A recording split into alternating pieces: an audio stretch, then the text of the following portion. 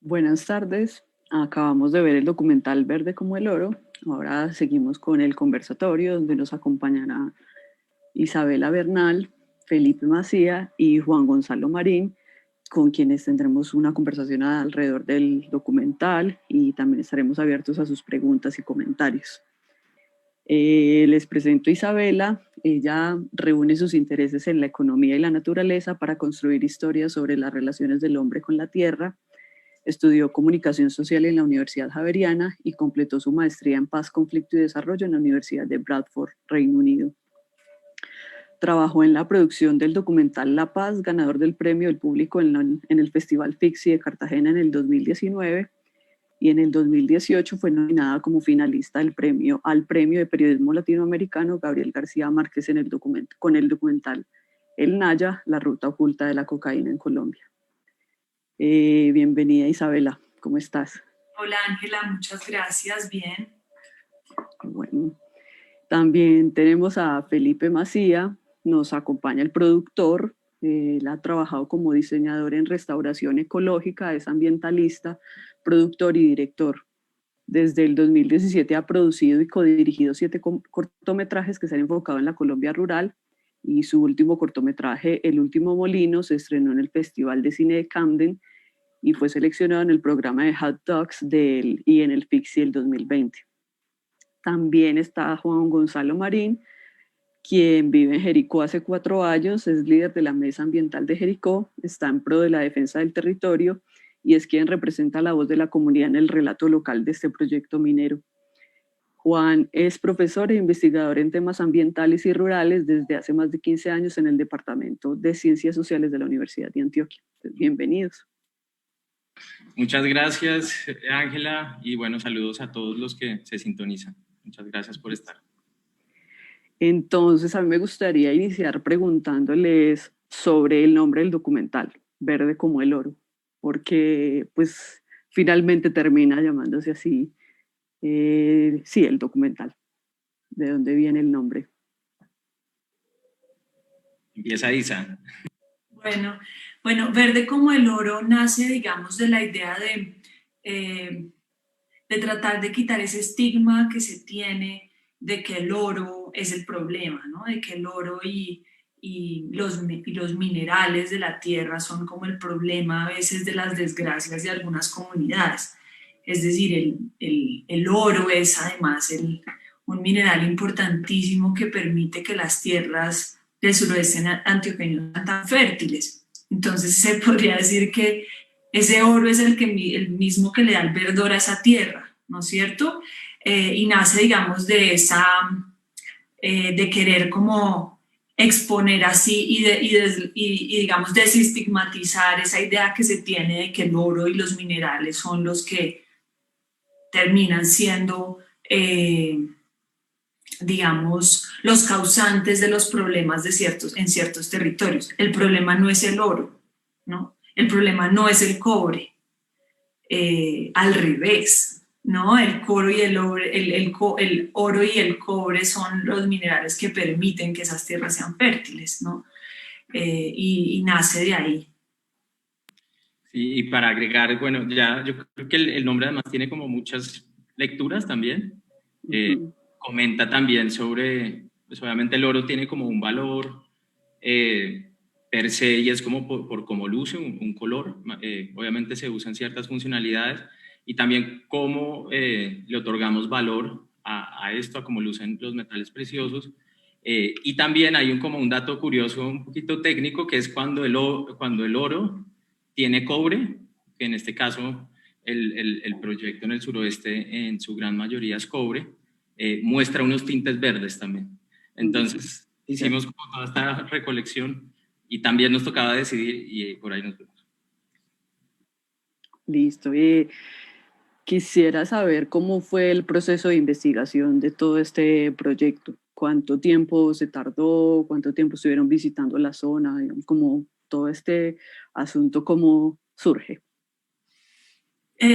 Pues empieza, digamos que con la pregunta de poder identificar un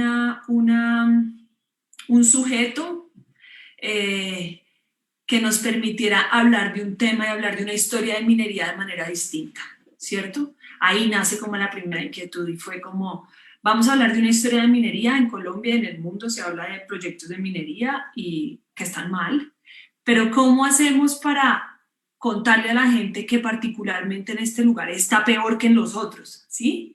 Y que por qué aquí no se puede hacer, porque al fin y al cabo, yo repito esto siempre, este no es un documental en contra de la minería, sino del lugar en el que se hace minería y de la forma en la que se hace minería en ciertos lugares.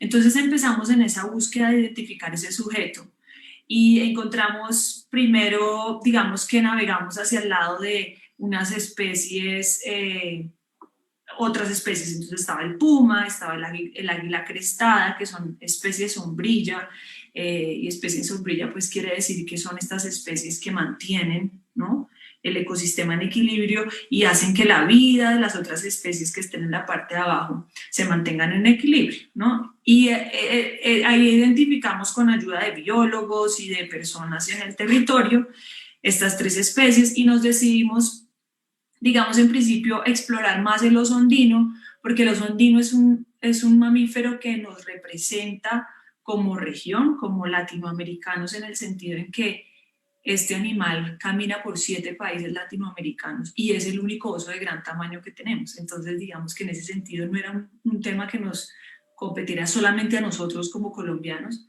sino que afectaba también el corredor de esa especie en toda la región, en el sur de América. Y digamos que dijimos, bueno, vamos a visitar Támesis, vamos a hacer un mes de inmersión en el territorio para entender cuál es el sentir de las personas, para entender si es que realmente la gente convive con este animal o es que simplemente está en los libros, ¿no? Y como empezar a ver si realmente esa convivencia de la comunidad con el animal era real. Y llegamos allá y nos dimos cuenta que claro, y que habían unas reservas, unos lugares, digamos que en los que la gente tiene miles de historias en relación con el oso de anteojos.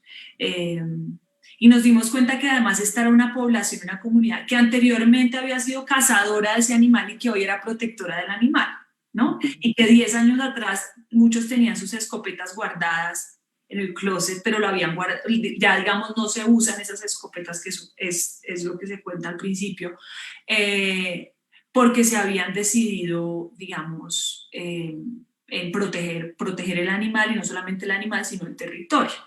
Entonces empezamos a visitar unas de estas fincas y unas de las casas de estas personas que viven, no en el casco urbano claramente, pero en lugares que quedan, no sé, a 2 horas, por ejemplo, en caminatas hasta allá, y empezamos a visitar eso y a identificar unos posibles personajes, ¿cierto?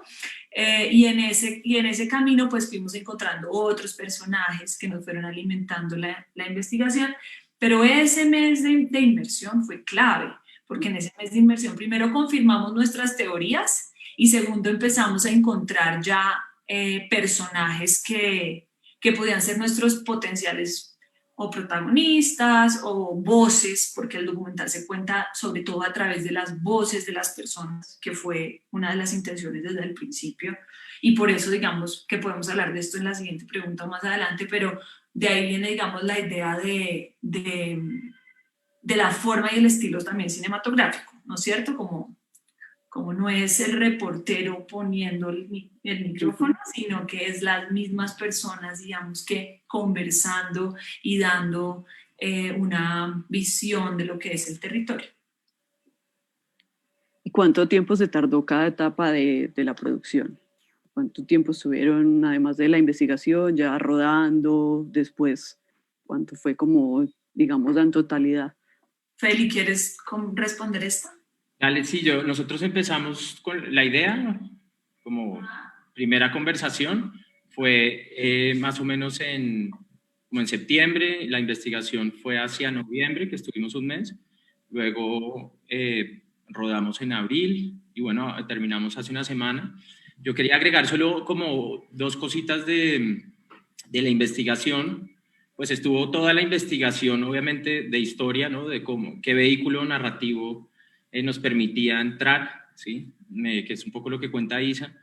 Y pues en paralelo, yo creo que los 2 ejes también de la investigación también han sido estudiar la licencia, estudiar los reportes de accionistas, estudiar la comunicación que existe, cómo se ha comunicado el proyecto, contrastar y básicamente exponer de manera funcional pues algunas de las grandes preguntas que hoy surgen alrededor del proyecto, que se enfocan en la exclusión de Támesis, ¿sí? Y que se enfocan en la exclusión pues también del oso, pero principalmente una de las grandes preguntas es por qué Támesis, al estar así de cerca, Támesis, pues digamos que se dice no, mejor dicho, como está la licencia está bajo la ley, pero el mapa no es el territorio y lo que uno ve cuando va es que las afectaciones casi que saltan a la vista por sentido común. Solo para poner un ejemplo, la zona industrial y donde van los desechos mineros queda en la vía de Palermo, Palermo está en Támesis, a Puente Iglesias es Fredonia. Y solo esto pues ya afectaría la movilidad de la gente que se desplaza por eso, o sea, estaría afectando los servicios públicos también de esto, porque una carretera es un servicio público al estar en la vía. Esto solo es una de las grandes intrigas que surgen, entonces pues para nosotros sí es central en el proceso de licenciamiento, pues resolver esas dudas que existen en temas de por qué Támesis está completamente excluido, a pesar de que el sentido común nos dicta, y también estudios técnicos, no solo el sentido común, que puede ser afectado. Listo. Me gustaría preguntarle a Juan cómo se involucró en todo este proceso de resistencia contra el megaproyecto, por decirlo así. Bueno, mi señora es de Jericó, ella es periodista y ya conocíamos el proyecto hace tiempo. Yo estuve asesorando a un estudiante de sociología que trabajó con esa resistencia minera. Entonces ahí me fui empapando un poco, eso hace por ahí 7 o 8 años, y a conocer la historia. Es una historia que lleva más de 14 años en Jericó. Desde que llegó la minera, se comenzó a conformar una mesa ambiental. Lo bueno de esa mesa ambiental es que se desligó de la institucionalidad. Es una mesa independiente que no le tiene que rendir cuentas a la administración municipal ni a Corantioquia. Entonces eso nos ha permitido ser un poco más incisivos frente a los derechos de petición, a las tutelas y a estar como al frente acompañando a los campesinos que han sido afectados, sobre todo en la zona de la montaña, en la parte alta. ¿Y qué acciones están realizando, digamos, con respecto a lo que denuncia el documental? Ahorita la mesa, digamos, toda la comunidad que está haciendo.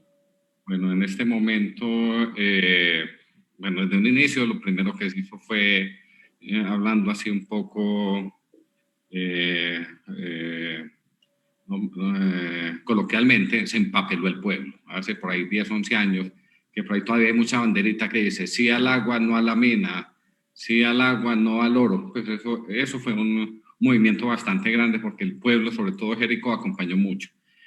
Támesis en ese momento estaba bastante, digamos, relegado a las acciones que estaban haciendo en Jericó, porque todavía no se sabía el alcance de lo que iba a ser la empresa minera. O sea, no se sabía cuál iba a ser el alcance.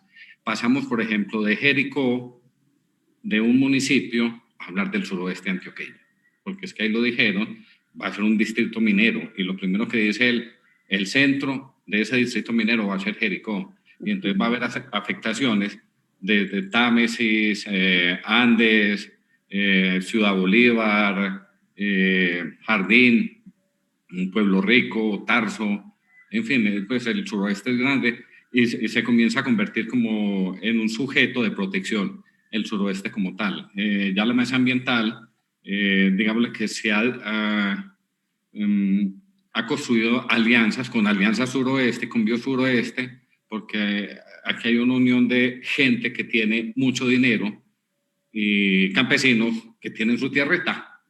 Entonces están luchando codo a codo, pues cada uno a su manera. ¿Y ustedes han tenido problemas con la denuncia de este proyecto? ¿Pronto han encontrado con opositores pues de toda esta...? Esto es un conflicto ambiental en todas sus variantes, ¿cierto? Tanto desde la parte económica, la parte social, la parte cultural, la parte ambiental, porque casi siempre toca algo que le pertenece a la comunidad. ¿Cierto? Siempre allí, por ejemplo, cuando comienzan a hacer estas perforaciones, hicieron afectaciones a una quebrada que es la quebrada La Fea. Por Antioquia no dijo nada, pues se les mandó los requerimientos para que fueran allá, se demoró un montón de tiempo para dictaminar sobre el daño que había hecho y solamente el año pasado fue que salió la resolución digámosle, de castigo pecuniario, que es bastante poquito, ¿cierto? Que es bastante poquito. Y la gente, claro, aquí en Jericó, yo les he hablado mucho, la gente es muy pacífica, sobre todo aquí en Jericó, aquí la gente no pelea. Aquí la gente, digámosle, si tienen diferencias, se hablan, se dicen cosas y se van para el otro lado. Cuando llegó la minería, lo primero que hizo fue romper esos lazos de comunidad, porque es que a uno les daba y a otros les quitaba, y los enfrentó a los dos. Hay la historia de un hermano, pues de dos hermanos que no se hablan hace 10 años por el problema de la mina. El uno trabaja en la mina y el otro defiende el territorio. Y no se volvieron a ver, la mamá no los volvió a ver juntos. Entonces han roto una cantidad de lazos familiares, lazos vecinales, de la manera más impresionante. Bueno, aquí hay algunos comentarios. Alejandra González dice, qué buen trabajo, gracias por poner estas reflexiones frente al extravismo en nuestros territorios. La minería nunca será responsable, el capitalismo nunca será solidario. Queremos nuestras montañas y ríos libres. Héctor David López Velázquez dice, lo más paradójico que tiene la minería es que los territorios, luego de la extracción de tanta riqueza, quedan empobrecidos. Bueno, quisiera saber, Isabela y Felipe, cómo se da pues, esta relación directora y productor, y si tienen algunas otras producciones a futuro, otros proyectos en mente. A ver, yo cuento el origen y Isa cuenta el desarrollo y nos complementamos. El origen es un festival de cine, el Pixie del 2020, que allá estábamos y terminamos compartiendo cuarentena juntos. Y ahí vivimos 5 meses juntos, nos conocimos y convivimos derecho con otras personas que se quedaron en cuarentena, y desde ahí creo que nos hemos visto 1 año seguido todos los días y hasta empezamos a trabajar juntos.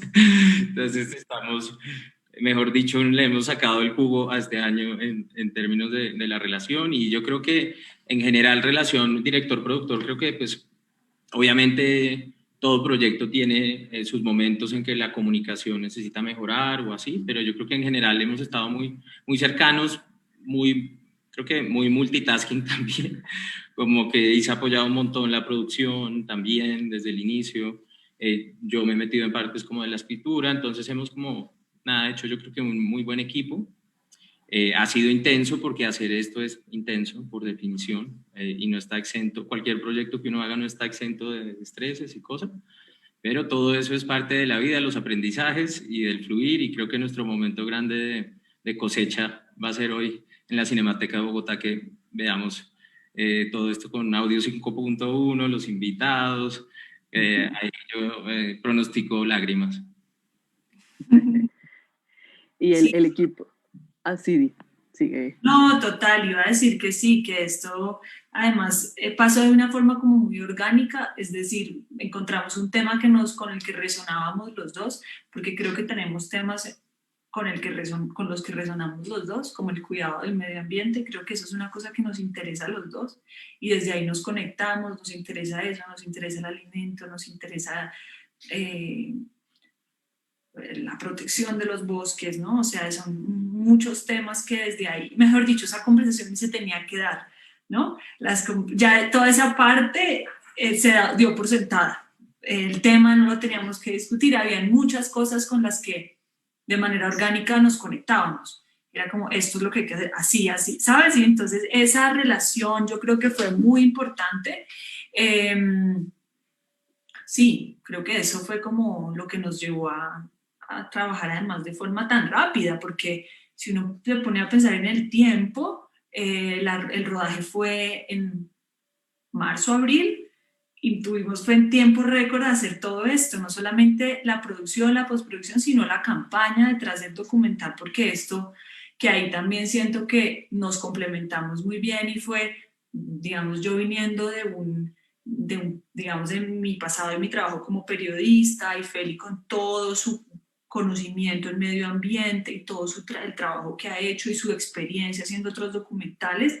Entonces era como, ¿cómo hacemos cine? Pero hacemos cine además para que la gente lo vea de manera masiva en un momento donde hay una pandemia, ¿no? Entonces no nos podemos pegar solamente a las pantallas grandes, sino que tenemos que buscar ese punto medio, y creo que en ese sentido esas dos visiones de distintos lugares, además nos hemos enseñado mutuamente, ¿cierto? Porque había cosas, muchas cosas que Feli me ha enseñado, y otras cosas, digamos, en términos de comunicación, de fotografía, de otras cosas en las que nos hemos complementado, ¿no? Y el proceso, por ejemplo, de escritura fue muy fluido, en el que nos sentamos, esto sí fue a cuatro manos, que casi, ¿no? O sea, era...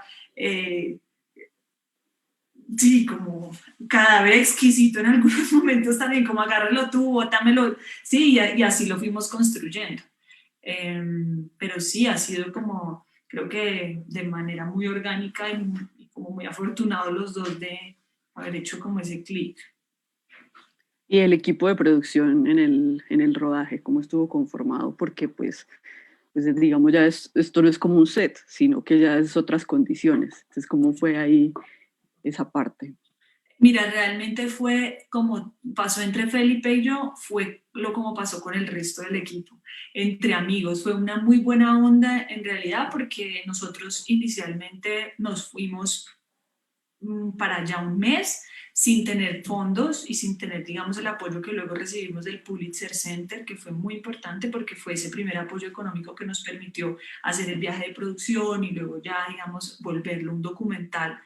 Pero inicialmente, sí, el director de fotografía es amigo de hace muchos años, de más de 15 años. Luego, pues todos somos amigos, y todos, y Feli ya había trabajado con Yesid Minga, que le decimos Minga a todos, que fue el que hizo el sonido directo. Entonces esto no fue un equipo, digamos, que se haya formado de manera, como conformado de una manera como muy burocrática o formal ni nada, sino que fue, oye, ¿puedes acompañar? Oye, ¿te gusta? Sí, listo, vámonos de una, y nos fuimos. Planeamos el viaje rápido, nos fuimos, habíamos hecho una tarea de investigación previa y de organización previa súper importante, porque llegamos como con un mapa de ruta muy claro, como esto, hagamos, y habíamos escrito, digamos, antes el guión, pero en la conformación del grupo sí que fue igual que pasó con Felipe y conmigo, muy orgánico y muy bueno, vamos para adelante, y así ocurrió. Entonces yo creo que sí no hubo como mucha... En la producción, solo para complementar, y sí, en la producción estuvo Andrea Gil, bueno, varios personas, pues era como, sí, nos tocó como de velocidad. Entonces, creo que es un documental que yo creo que muestra la potencialidad de los círculos, ¿no? De las personas. O sea, de inicio sí fue completamente, bueno, no friends and family, no familia de amigos, pero sobre todo amigos. Andrés es novia mía y ella hizo como toda la producción de campo y también jugó roles en la producción. Y yo creo que la urgencia lo lleva a uno también a la recursividad y a la agilidad, ¿no? Porque esto era de agilidad, y afortunadamente estábamos como rodeados de gente con mucho talento que apoyó esto. Ha sido un esfuerzo grandísimo, y bueno, contentos con la idea, ojalá, de que el suroeste siga siendo el suroeste. Eso es nuestro Oscar.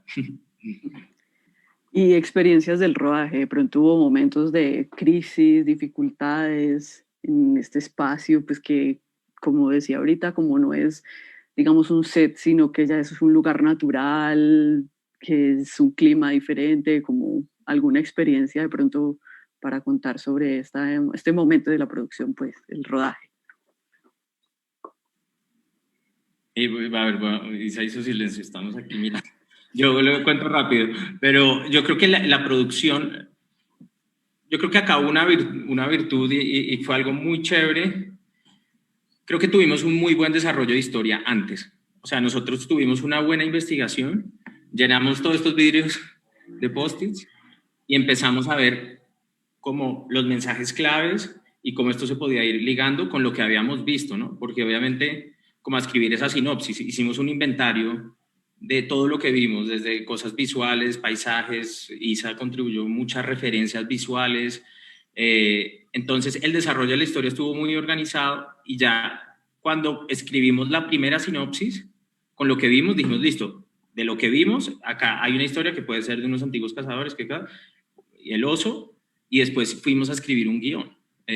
Y de ahí lo pasamos pues a guión técnico, entonces pudimos planear muy bien 10 días de rodaje en el que tuvimos un margen de control, no nos fuimos a ver qué pasaba, un margen de control lo suficiente para que nos hayan pasado en las condiciones.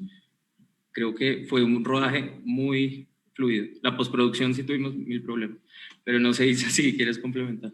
Sí, no, yo creo que uno de nuestros temores era la parte, digamos, climática, o sea, porque en esos días estaba lloviendo mucho y entonces, y también tuvimos un timing, la verdad, como con mucha suerte, porque estuvimos antes de que iniciaran pues todo el paro nacional, que eso complejizó después mucho el movimiento por carreteras, y para llegar hasta allá desde Bogotá fueron como 12 horas. Entonces, en ese momento hubiera sido difícil poder llegar hasta allá, y además el clima jugó totalmente a nuestro favor. Íbamos como muy preparados para aguantar lluvia todo el tiempo, que no nos pasó. Entonces, realmente, pues eso sí, digamos que en ese sentido sí tuvimos mucha suerte en que el clima y además la situación social del país no se nos interpuso en el rodaje. Ya. Bueno, mirando los perfiles de los tres, es claro que son ambientalistas. Entonces quisiera de pronto ahondar un poco más en proyectos que tengan como adicional pues al documental, de pronto otras cosas que hagan, otros movimientos. Nos cuenten un poquito de eso, los tres. A ver, que empiece Juan, para que no... A ver, hay una preocupación de Jerico pues, por la parte ambiental, pero sobre todo por la historia ambiental. Tenemos muy poco conocimiento de la historia ambiental y sobre todo de esos hitos o esos amarres en la historia, porque muchas cosas han desaparecido. Ahora que estábamos escuchando el documental, estos campesinos estaban hablando que es que ya no se puede pasar porque hay una seguridad privada, ¿cierto? Entonces, ¿cómo encierran el territorio? Ellos cerraron un camino muy importante que iba de esta vereda de la Soledad, que cogía la Hermosa, Palo Cabildo, la Soledad, y salía a Río Frío, sobre todo hacia Támesis, era la conexión hacia allá, y cerraron el camino, ¿cierto? Cerraron el camino. Es decir, la memoria va a comenzar a perderse. Pues la memoria que ellos tenían se va a diluir, porque cuando a la memoria histórica se le pierde el amarre, se pierde. Pues a muchos nos ha pasado que vamos a un lugar, vea que había una casa tal y ya no está la casa y nos perdemos. Nos perdemos porque no sabemos ni cómo ubicarla. Es decir, nos perdemos en el no saber. Y eso está pasando, por ejemplo, cuando ellos hablan con cuando el indígena en Vera habla del oso, la tierra, ese es su amarre con la historia, ese es su amarre con la memoria. La montaña es el amarre de los campesinos. Si no hay montaña, los campesinos desaparecen, ¿claro? Porque casi siempre los vemos es que se van hacia un lado, se van hacia el otro, es ese desplazamiento que van a decir es que no es forzado. Y cuando uno no va a ver, como no va a ser forzado si en la tierra donde yo voy a sembrar cama y agua. Eso es forzado, eso es violentarle el derecho a la vida a estos campesinos, y eso es lo que está haciendo esta minera en la parte de arriba, tras de que le está cerrando los caminos, como le comentaba ahora Isabela, los están arrancando del suelo, los están desarraigando, y eso genera parias, genera personas sin memoria, personas sin sentido de pertenencia, porque los va echando el territorio. Y donde esperamos que no pues, se llegue a esa minera, pues, eso va a quedar, y como muestra el video, porque es que el video es bastante explícito cuando empieza a mostrar esos diagramas de cómo va a quedar, da susto, da miedo, da angustia. ¿Cómo sentirán los campesinos donde vayan a ver eso? Yo creo que les va a dar de todo. Bueno, me voy a unir aquí y solo por unos temas que toca Juan, que se relacionan a mi trabajo. Yo hago parte de mi vida, hago esto, pues, y estoy también empezando. Tampoco es que lleve una trayectoria muy larga, pero en todo el tema de realización audiovisual y dirección. Y pues más que todo mi enfoque y lo que a mí me ha gustado y lo que he estudiado, yo soy administrador de empresas, estudio desarrollo sostenible, es básicamente ver cómo respondemos a la crisis climática, que tiene dos consecuencias gigantes: pérdida de biodiversidad y cambio climático. Esas son como las dos cosas que amenazan con cambiar la arquitectura atmosférica que nos permite estar aquí compartiendo, porque la vida es un milagro muy delgadito, porque nosotros solo podemos estar en 6 kilómetros, la vida terrestre, eso es todo. 6 kilómetros lo camina uno en menos de una hora. Entonces es una capa muy delgada. Y básicamente los proyectos que yo hago son desde el sector privado. Reconocemos que el campesino es el aliado fundamental por su conocimiento íntimo de las condiciones naturales de cada lugar, y es el guardián de la naturaleza, de la cultura y de la comida.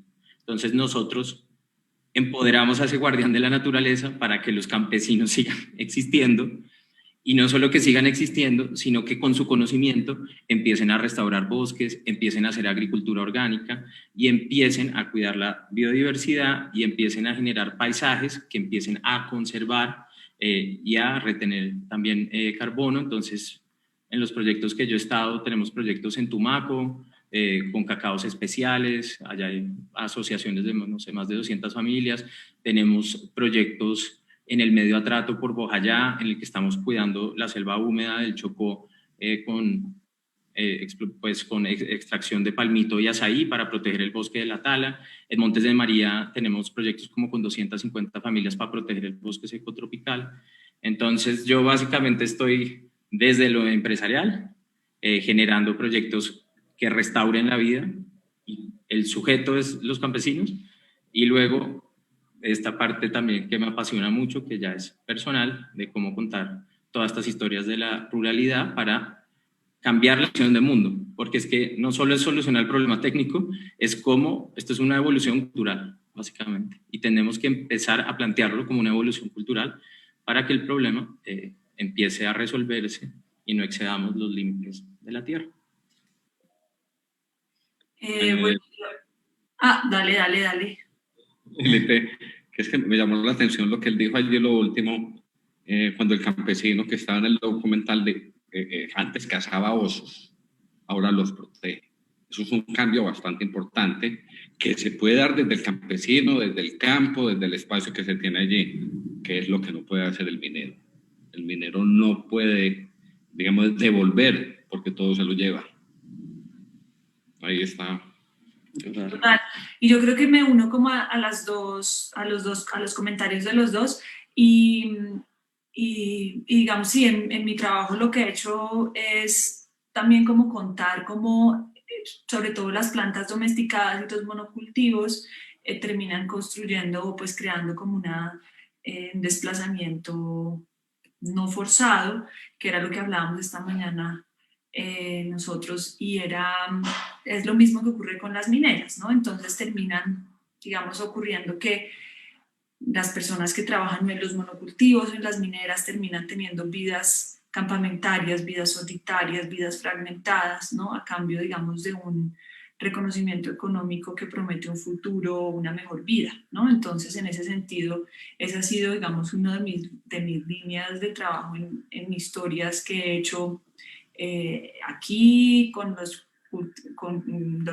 cultivadores de hoja de coca, cultivadores de hoja de plátano en Urabá, en Estados Unidos con inmigrantes cultivadores de manzanas, ¿no? Y ese, digamos, ha sido una de mis, y creo que eso ocurre exactamente lo mismo con la minería, ¿no?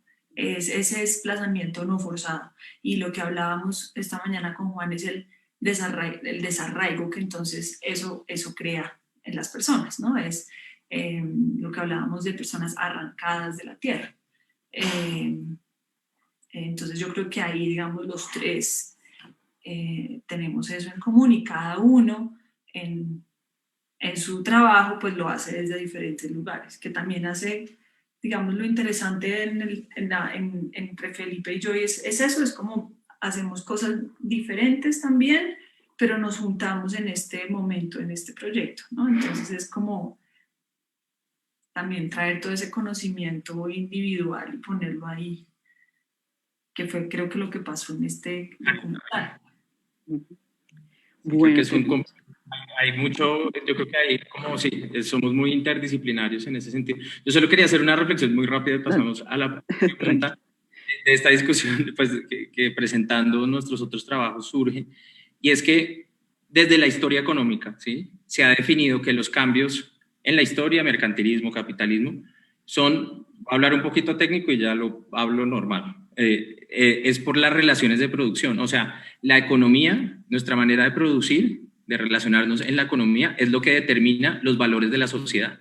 No son los valores de la sociedad lo que cambia la economía. Entonces, en el caso puntual de Jericó, cambiar de vocación territorial o económica, o sea, Jericó, el suroeste antioqueño, es agrícola y es turístico y es pueblo patrimonio, ¿no? Son los pueblos patrimonio de Colombia que no heredamos de los españoles, sino que mostraron el arraigo en un país desarraigado per se, porque Colombia le ha faltado conocer el territorio, reconocerse en el territorio, para hacer una economía y una política que refleje nuestra originalidad. Ya lo hizo México y lo hizo Perú. Nosotros tenemos nuestra raíz cortica, como decía un profesor que alguna vez hablé, es un desarrollo bonsai, porque parecemos un árbol, pero nos cortan las raíces. Y donde echamos raíces, que es en el suroeste antioqueño, y que la gente tiene esa autonomía, esa dignidad, y muestra su originalidad y una coherencia de habitar, llegan proyectos que amenazan las pocas esperanzas de originalidad que ha construido Colombia. Entonces, yo creo que la economía determina la identidad y no la identidad la economía. Nosotros somos así porque producimos así. Entonces, en el momento que esta producción cambie en este lugar, va a cambiar los valores y va a cambiar, y eso no es ni nada distinto a la historia económica. Las relaciones productivas determinan el yo social. Listo, tenemos un comentario de Raúl Felipe Montoya, nos dice: me gustó mucho la participación de la comunidad dentro del documental, será un gran testimonio de lo que ha existido siempre en estas montañas. Y una pregunta de José María Dávila Román: ¿por qué el documental no contrasta con las voces que apoyan el desarrollo de Quebradona, viendo el 70% de los jericuanos, viendo que el 70% de los jericuanos respaldan el proyecto? Hay un alcalde elegido popularmente que respalda el proyecto, así como 9 de 11 concejales que también fueron elegidos popularmente. ¿Vas tú, Isa, o yo? Dale.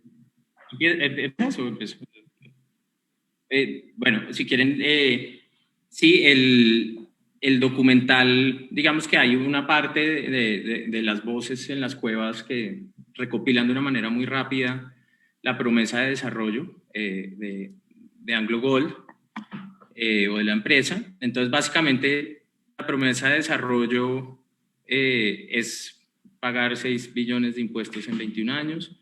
La promesa de desarrollo es tener un bioparque de 10 hectáreas al lado de donde va a estar la fábrica y los desechos, en el mismo lote, básicamente colindante en un residuo de bosque seco tropical.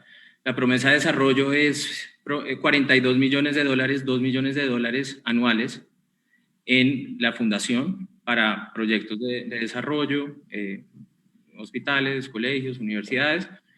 Entonces uno dice, bueno, 150.000 millones de pesos, 21.000 millones de pesos en emprendimientos en 21 años, pues suena mucha plata. Pero cuando uno ve las ganancias potenciales de lo que está ahí en esa reserva, que son 33 billones de libras de cobre, 1.5 millones de onzas de oro y 20 millones de onzas de plata, ¿sí? O como ellos los ponen en sus reportes de accionistas, 8.7 millones de onzas equivalente en oro, se da cuenta que este proyecto, mezclado los minerales, tiene un potencial de ganancias de 10 billones de dólares a, dependiendo de los precios y las fluctuaciones del mercado, puede ser 13 billones, 14 billones de dólares. Y en 21 años están sembrando 1.000 hectáreas más de compensación voluntaria. O sea, 1.000 hectáreas voluntarias en 21 años es poco, 42 millones de dólares es poco. Entonces, pues el documental simplemente se enfocó en los huecos principales de la licencia, que es la no exclusión de Támesis y las grandes preguntas del oso. Entonces, la promesa de desarrollo desde lo económico es casi que una propina, porque de 16 billones de dólares o de 12, digamos 10 billones de dólares que se ganen, que inviertan 42 millones de dólares en 10 años, es el 0.35 de las ganancias potenciales. En un restaurante uno deja 10% de propina y el mesero solo está siendo querido. Aquí se están llevando los recursos de la nación.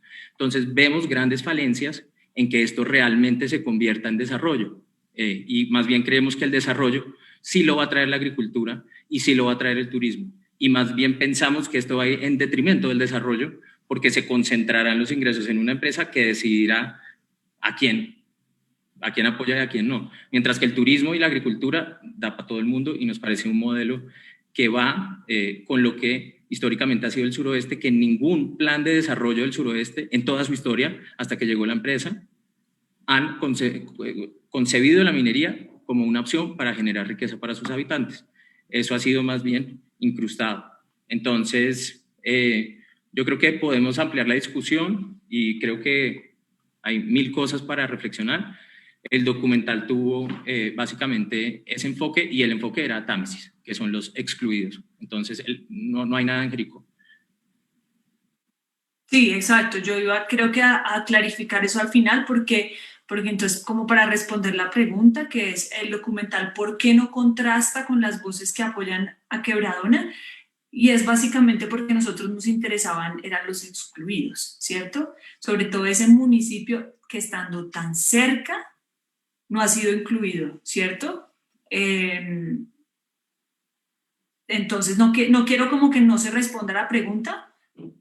Sí, es como básicamente ese fue nuestro enfoque, no fue el otro, no era ir a Jericó, era ir a los que están siendo excluidos y no han sido, y entre ellos está la comunidad y el oso andino. Sí. Listo.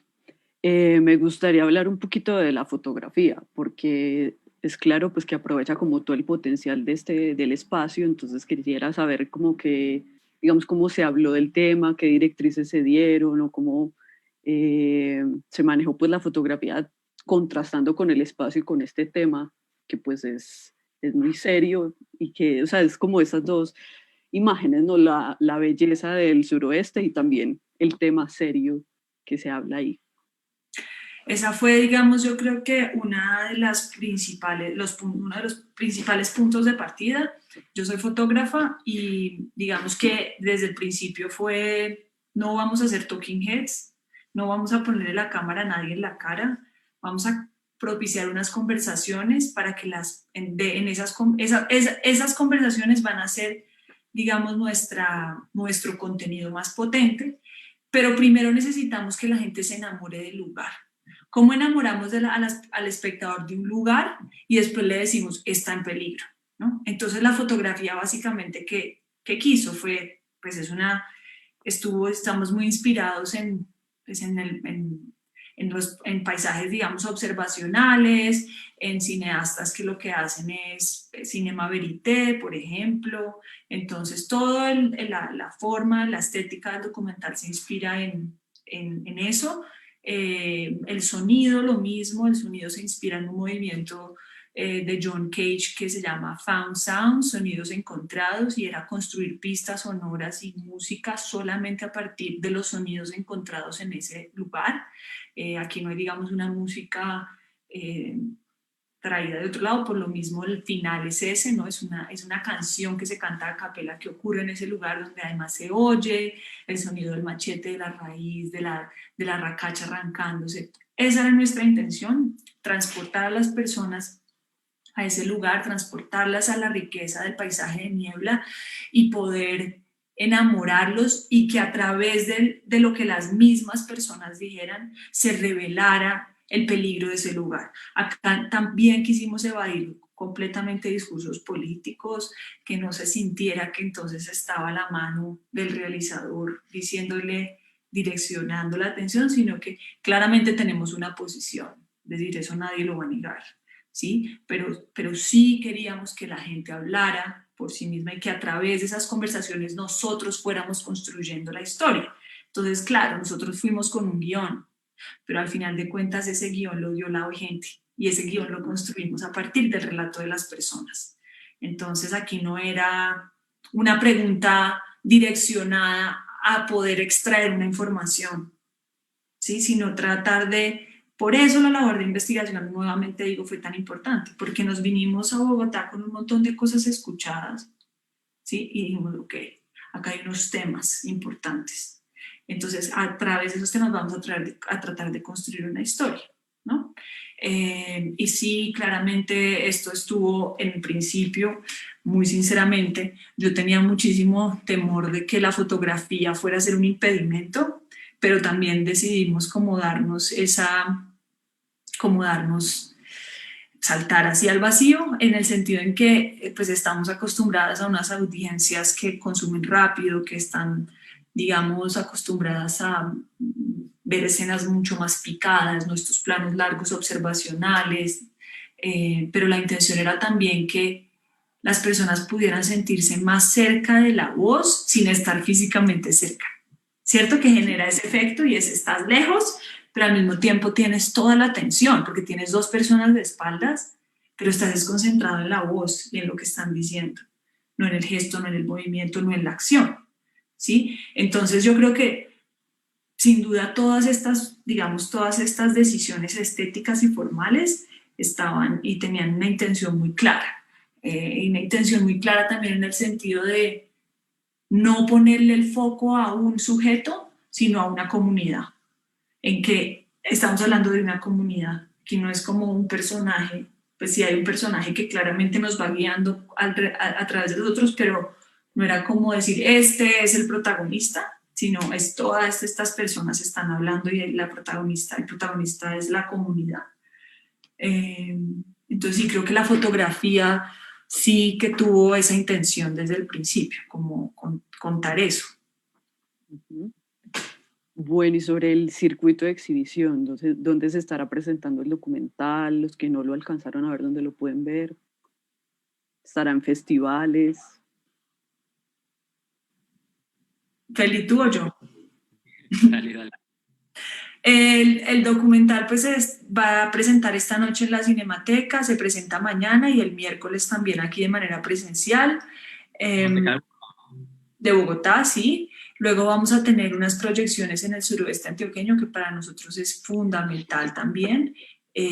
Vamos a tener allá 3 proyecciones y posiblemente una cuarta en Támesis, Jericó, Jardín y Palermo. Y vamos a tener un lanzamiento web también porque la idea es que este documental, digamos que promueva una conversación ciudadana en la que le pidamos todos a la ANLA que le niegue la licencia quebradona. Entonces de nada nos sirve como tenerlo cerrado para un nicho muy específico, sino que nos interesa es dejarlo libre, que viva libre durante todo este mes para construir y, digamos, divulgar esta conversación y que todo el mundo se una, ¿sí? Por eso no estamos limitando tanto la proyección solamente a espacios presenciales, sino que queremos que viva libremente durante todo julio para poder construir esa conversación. Entonces el domingo es un día súper clave porque el domingo digamos que es como el lanzamiento web en donde queremos que todo el mundo lo comparta, queremos que todo el mundo lo vea, queremos que a través de eso se construya la conversación y quienes puedan venir a las proyecciones pues fantástico porque claramente en pantalla grande como decía Feli pues todo suena más lindo, todos esos paisajes se ven más increíbles y más grandiosos, entonces sí. Pero tampoco lo queríamos dejar ahí, limitarlo ahí, ¿no? Entonces, sí, todos súper invitados a las proyecciones. Creo que van a haber otras proyecciones presenciales en Medellín. Todavía no tenemos las fechas concretas. ¿O sí, Feli? No, estamos hasta ahora explorando, pero la idea, claro, es poder tener como una oferta chévere en Medellín. Entonces, pues la idea es que lo vea todo el mundo, los ciudadanos, mineros, no mineros, que reflexionemos, que hablemos.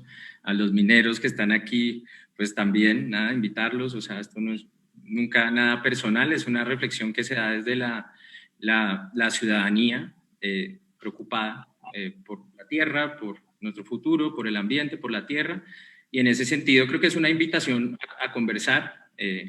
Nosotros, ya lo dijo Isa, pero no es como que, no, la minería, o sea, somos conscientes que estamos hablando a través de un computador. No, ese no es el problema. Nuestro problema es cómo la humanidad sí va a administrar su estilo de vida y qué cosas está dispuesta a sacrificar en una carrera que cada día está más corta. Y si Colombia es el país más biodiverso del mundo, y ese es nuestro don, nuestro regalo, ¿sí? O sea, si Colombia es nuestro cuerpo y nuestro cuerpo fue dotado de biodiversidad y de agua, porque somos el tercer país con más agua dulce del mundo y el segundo en biodiversidad, ¿por qué en nuestra realización de bienestar social vamos a destruir lo que nos hace únicos? Entonces, nuestra propuesta es seguir siendo únicos, cuidando quiénes somos. Y quiénes somos es un país biodiverso, que es un regalo y una responsabilidad. El regalo es serlo y la responsabilidad es cuidarlo y escoger un camino de desarrollo que no atente contra esto que es el capital natural de toda la humanidad, ¿sí? Entonces, en ese sentido, creemos que la megaminería de metales, y es una discusión que esperamos construir con sus argumentos de desarrollo, todo lo que hay, porque es una conversación técnica compleja que muy pocos ciudadanos pueden acceder porque nadie tiene el tiempo de leerse la licencia, y eso juega en pro de que nos voten estos números maravillosos que una vez se vuelven realidad, se vuelven problemas, ¿no? Entonces las soluciones, los problemas de hoy son las soluciones del pasado. Entonces nosotros simplemente estamos invitando a esa reflexión, a reconocernos, a ser originales, y en ese sentido queremos una difusión muy amplia, muy sana, y manteniendo pues la humanidad de una buena discusión. Ángel Carrillo Cárdenas nos pregunta, ¿cómo podría la ciudadanía contribuir para ejercer presión y que se detenga el proyecto? Así como sucedió con el caso del Golfo de Tribugá. Entonces también va aparte como una pregunta que yo tenía, ¿cómo los ciudadanos pueden apoyarse a la causa, sumarse a la causa? ¿Qué propuestas tienen? Como de, digamos, porque al final del cortometraje, del documental, uno ve algunos hashtags, como algunas iniciativas. Entonces también como para contarle al público cómo se pueden sumar. Bueno, pues yo creo que lo primero que uno puede hacer siempre es querer el lugar donde nació. Por ahí se empieza y enterarse de lo que ocurre. Sabemos que lo del suroeste, pues quizás no se ha posicionado aún como Tribugá. Entonces yo creo que hay una primera misión y es enterarnos de qué está ocurriendo, de qué está pasando, ¿sí? Y esa pues se puede acceder a través de repostear, de informar. Nosotros hemos hecho algunas piezas que son de fácil digestión para una ciudadanía que no se va a leer no sé cuántos reportes de una licencia ambiental, ni se va a leer los reportes de accionistas de la empresa minera. Entonces yo creo que informarse, compartir, yo creo que compartir el documental una vez esté online es una opción, y empezar a hacer incidencia, porque estamos en manos de la autoridad ambiental, pero estamos a tiempo, ¿no? Hay esperanza porque estamos a tiempo. Y si la ciudadanía se hace oír que lo que queremos es cuidar nuestros pueblos patrimonio, cuidar las aves que allí viven, los osos, los felinos, las personas, la cultura, poder aumentar la voz para que la ANLA obre con toda rigurosidad y sienta la presión de unos ojos de una ciudadanía que se preocupa por su país y así hacer presión. Entonces, por ahora yo creo que esos serían los call to action: compartir el documental, enterarse, una vez pues esté el link digital, y por supuesto estar pendiente a los hashtags y a la conversación para que esto sea un tema de interés nacional y ojalá global, porque lo es. O sea, la vida y la biodiversidad es un tema urgente. No sé, Isa, si se me escapó alguno. No, yo creo que está bien lo que dijiste de completo, y sí, es eso, es compartir, rodar la voz, mejor dicho. Unirse a la conversación con el hashtag que es ANLA Niega Quebradona, que es el que hemos estado compartiendo en nuestras redes, y si se quieren enterar de más está en nuestra página web, que es www.verdecomoeloro.com, o en la página de Instagram, que es donde constantemente estamos compartiendo información también. Y está también la página de Salvemos al Suroeste, que ahí se agrupan muchas organizaciones, y de Visión Suroeste, que Visión Suroeste está plasmando el futuro esto no es antidesarrollo, ¿no? Pero a veces siempre pasa esto que es como, no quiere la mina, usted no quiere el desarrollo. Cero, queremos el desarrollo de verdad. El desarrollo de verdad es no quemar la casa para generar bienestar y no destruir donde vivimos. Ese es desarrollo, ¿no? Desarrollo es abundancia en el capital natural y social, pero no creemos que toca derrumbar montañas, dañar ríos, cambiar culturas para el bienestar. Entonces, esto se trata del desarrollo y queremos es el desarrollo que no daña por los tesoros que existen aquí. Entonces, Salvemos al Suroeste, Instagram también, página web, y yo creo que esos son algunos de los aliados. No sé, en términos locales, Juan, tú que estás... Bueno, sí, es la mesa ambiental, y es todo el suroeste, porque es que ya en este momento, cuando ahora hicieron la pregunta de por qué no mostraron a los de Jericó, y es que esto es un problema del suroeste. Están hablando ya del 70% que apoya la minería, y uno a veces no le cuadra las cuentas, porque es que son 9.000 y pico de personas, y eso tiene Jericó, 13.000 personas, ¿dónde están los pequeños?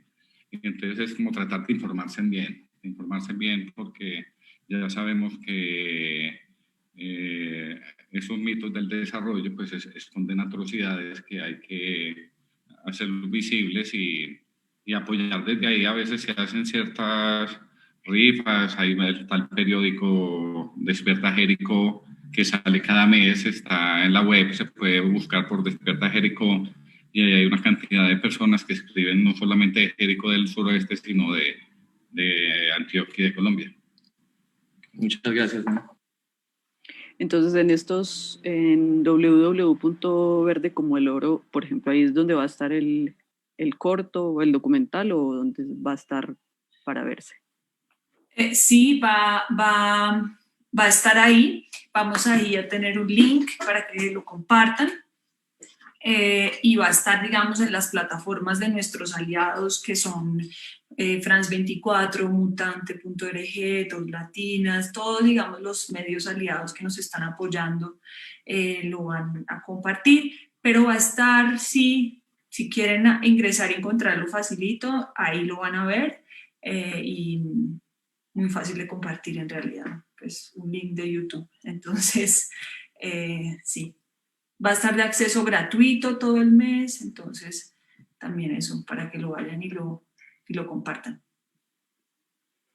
Bueno, no sé si tengan algún último mensaje, algo más para decir.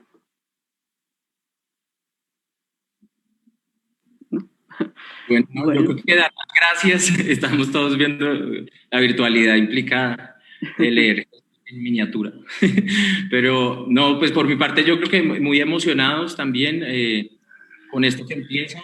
Esperamos de verdad que la gente, no sé, se interese, agradecer el interés. Yo creo que es un tema que nos compete pues, a todos, ¿no? No porque no seamos de allá, no importa. Entonces, yo creo que generar ese sentido de urgencia, ese sentido también de cariño por lo nuestro, por nuestras montañas, Colombia donde el verde es de todos los colores, admirar y cuidar ese verde. Y nada, agradecerles por haberse conectado. No sé, Juan, ¿tú quieres?